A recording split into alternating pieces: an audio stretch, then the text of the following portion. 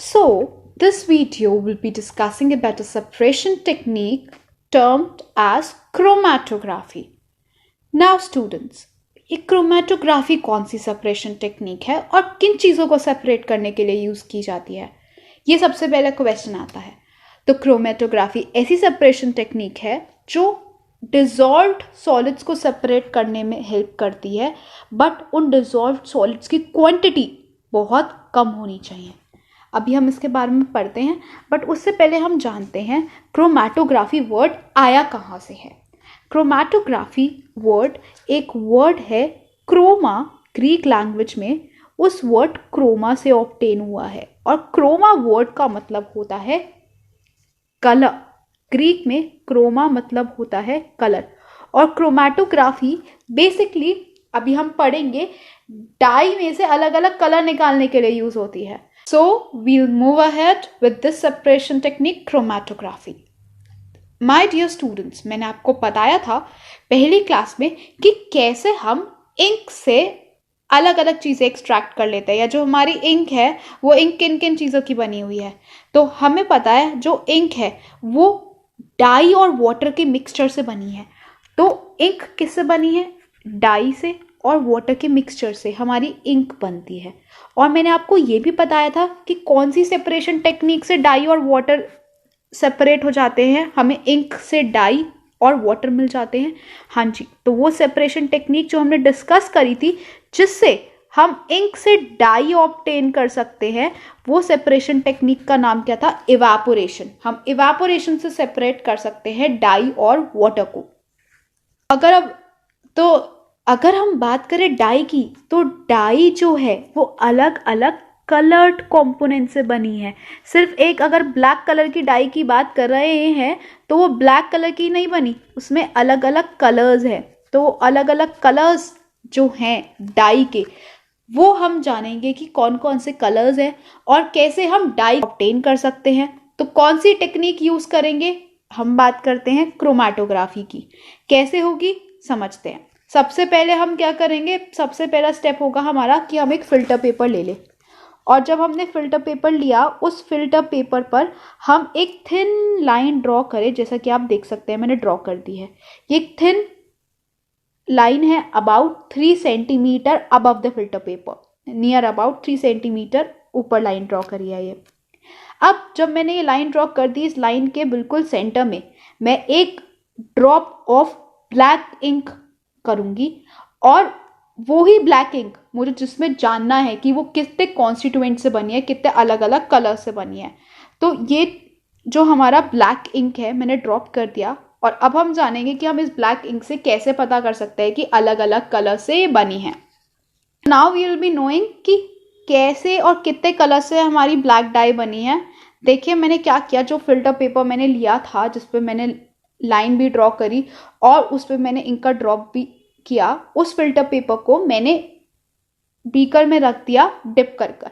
But beaker में रखते वक्त, डिप करते वक्त मुझे इस बात का ध्यान रखना है कि ये जो लाइन है ये टच नहीं करनी चाहिए वाटर को, थोड़ी सी ऊपर होनी चाहिए। It must be near about little bit 1 और 2 centimetre above from the water. अब क्या होगा देखते हैं। चलिए अब मैं आपको एक चीज समझाती हूँ जिसे बोलते हैं कैपिलरी एक्शन। क्या होता है कैपिलरी एक्शन? कि मैंने सपोज करो एक बोल लिया, उस बोल में वाटर था और मैंने हैंकी की एक साइड डिप कर दी। अब जब मैंने हैंकी की एक साइड डिप करी स्टूडेंट्स, तो क्या होगा? धीरे धीरे पूरा हैंकी वेट होता जाएगा। It will take some time, but slowly and gradually the entire hanky will turn wet. जबकि मैं सिर्फ एक एंड को टच करा रही हूँ, सिर्फ एक एंड को वाटर में टच कर रही हूँ, बट धीरे धीरे पूरा एंटायर हैंकी वेट हो जाएगा। क्यों? ये कैसे होता है? इस एक्शन को स्टूडेंट्स, माय डियर स्टूडेंट्स, हम बोलते हैं capillary action. What do we say it as? We say it as capillary action. तो कैपिलरी एक्शन क्या होता है? पानी का खुद पे खुद ऊपर आते जाना और एब्जॉर्ब होते जाना चीज में, उसे हम कैपिलरी एक्शन बोलते हैं। तो अब हम कोरिलेट करते हैं। जैसे ही हम फिल्टर पेपर की बात कर रहे हैं, फिल्टर पेपर का नीचे का एंड वेट है। अब कैपिलरी एक्शन की वजह से slowly and gradually the water will rise up in the filter paper, और इस जब जैसे जैसे वाटर ऊपर मूव करेगा, हम क्या देखेंगे? हमें अलग अलग कलर्स देखने को मिलेंगे डाई के जो प्रेजेंट हैं। अब जैसे कि आप देख रहे हैं धीरे धीरे ब्लैक ड्रॉप ऑफ इंक से ही हमारा कौन सा कलर ओरिजिनेट हो रहा है, हमारा ग्रीन सा कलर ओरिजिनेट हुआ। तो अब डाई, ब्लैक डाई में क्या प्रेजेंट था, ग्रीन कलर प्रेजेंट था। अब इस ब्लैक डाई की बात करें, और जैसे जैसे पानी एब्जॉर्ब होगा फिल्टर पेपर में, हमें और अलग अलग कलर्स देखने को मिलेंगे, जो अलग अलग कलर्स हमारे डाई में प्रेजेंट थे। तो धीरे धीरे हम नोट करेंगे इस हमारी क्रोमेटोग्राफी शीट पर क्या हो रहा है, वाटर राइज कर रहा है। जब वाटर राइज कर रहा है फिल्टर पेपर में तो कैपिलरी एक्शन हो रहा है, और जब कैपिलरी एक्शन हो रहा है तो डाई में जोन से भी कलर है वो धीरे धीरे कर कर आ रहे हैं। अब इन कलर्स के आने का रीजन क्या है, देखिए ध्यान से समझिए। सबसे ज्यादा जो सॉल्यूबल चीज है पानी में वो सबसे दूर तक जाएगी, तो जो डाई का कलर सबसे ज्यादा सॉल्यूबल है पानी में वो सबसे ऊपर तक आया और सबसे जल्दी जल्दी राइज हो गया पानी के साथ ऊपर तक। तो सबसे ज्यादा सॉल्यूबल कंपोनेंट कहाँ पे मिलेगा हमें, सबसे ऊपर, क्योंकि वो पानी के साथ फटाफट एब्जॉर्ब हो गया और फटाफट जब वो वाटर के साथ एब्जॉर्ब हुआ उसने राइज कर लिया अपने आप को। इस कलर्ड कंपोनेंट की सॉल्युबिलिटी बहुत लो है। फॉर एग्जाम्पल ग्रीन की बात करते हैं हम। अब इस ग्रीन कलर की सॉल्युबिलिटी क्या है, कम है। तो अब जब इसकी सॉल्युबिलिटी कम है तो क्या हो गया, ये बहुत धीरे धीरे ऊपर आएगा और बहुत कम हाइट तक ही जाएगा। It will reach at the lower height only. तो ये पॉइंट सबसे इंपॉर्टेंट है और हमें ध्यान रखना है। वाटर राइज अप करेगा फिल्टर पेपर में कैपिलरी एक्शन की वजह से, और जैसे ही वाटर ऊपर जाएगा वो क्या ले लेगा अपने साथ, अलग अलग डाई ले लेगा जो इंक में प्रेजेंट है। जो डाई सबसे ज्यादा सॉल्यूबल होगी वो सबसे ऊपर जाएगी और कलर्ड कंपोनेंट को हायर हाइट तक लेके जाएगी, जैसे कि हम बात कर सकते हैं जो पिंक कलर है हमारा। और जो लेस सॉल्यूबल डाई है वो कहाँ पे रहेगी, वो कम घुली, और जब कम घुली तो नीचे हाइट पर ही रुक गई है। तो इस तरीके से हम अलग अलग कलर्ड कंपोनेंट सेपरेट कर सकते हैं। अब जब वाटर रीच कर गया top end of the filter paper को, तो हमने इस पेपर को रिमूव कर लिया और फिर अब हमने इस पेपर को क्या करा, ड्राई किया। रिमूव करने के बाद जब हम इस पेपर को ड्राई करेंगे हम क्या नोट करेंगे कि ये जो पेपर है जिसमें सेपरेट कलर्ड स्पॉट्स है, इस शीट को हम बोल देते हैं क्रोमेटोग्राम। जब ये शीट जो हमारा फिल्टर पेपर है ये ड्राई हो जाएगा, इसमें अलग अलग कलर्ड कंपोनेंट्स देखने को मिलेंगे हमें।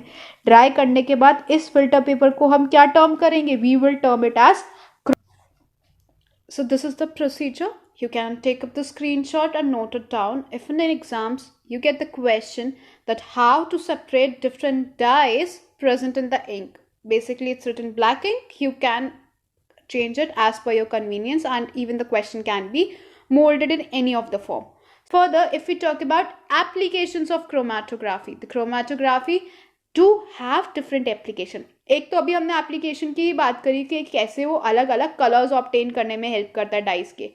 दूसरी हम बात करते हैं कि it is use to separate the pigments from natural colours. कितने अलग अलग फ्लावर्स होते हैं उनसे अलग अलग नेचुरल कलर्स पिगमेंट्स ऑब्टेन होते हैं।